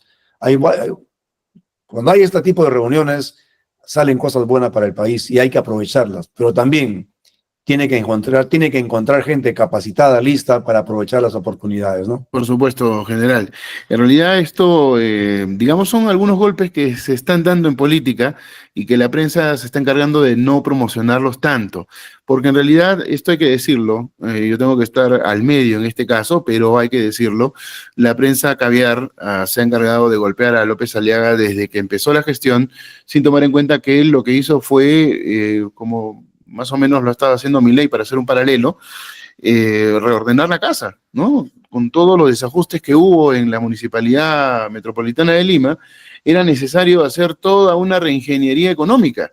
Y es lo que él ha estado haciendo, desarrollando, y evidentemente, pues, el hecho de que mucha gente se quede sin puesto de trabajo era porque era gente innecesaria para la administración pública. Por ejemplo, que fue lo primero que resaltó la prensa en contra del alcalde, y otras cosas más que vienen ocurriendo. Se burlaban de las motocicletas, llegaron las motocicletas, ¿no? El tema de la vía expresa, que tiene más de 50 años que no se ha terminado, y ningún alcalde se preocupó en esto, y él lo está haciendo, y evidentemente eso también fue parte de sus promesas de campaña. Esto de los ferrocarriles ha sorprendido a mucha gente. El problema es cómo lo está informando la poca prensa que lo informa, ¿no? Por ejemplo, El Comercio ha sacado una nota en la que dice la donación que nos costará 24 millones. O sea, deja entredicho de que fuera una donación o no. Uno quiere leer la nota y uno tiene que estar suscrito al diario para poder enterarse realmente, pero ya se quedó con el titular en la mente. Ese es el gran problema. La prensa no informa, sino desinforma de acuerdo a sus propios intereses. Lamentablemente, así está funcionando hace tiempo, y qué bueno que usted lo esté diciendo ahora, ¿no? Es una donación que su traslado cuesta 24 millones y que el costo sería, pues, mucho más elevado, ¿no? Estamos hablando de por lo menos un 500% más de lo que es el traslado, el costo aproximado de todo lo que va a ser donado por el gobierno de California, el estado de California, ¿no? Son noticias buenas. Esperemos de que hayan más adelante, general, así como que tengamos más conversaciones. Yo sé que ya está con el tiempo, no quiero quitarle más, pero celebro que hayamos conversado. Ha sido muy interesante esta conversación y la verdad espero que no se pierda la costumbre de conversar con personas como usted que nos abren un poco los ojos. Muchas gracias, Luis, por la oportunidad. Yo saludo cada vez que vengo a Realidades por la apertura y por el diálogo sin cortes que tenemos y que y permite que uno pueda transmitir toda la idea completa, que es muy saludable en prensa.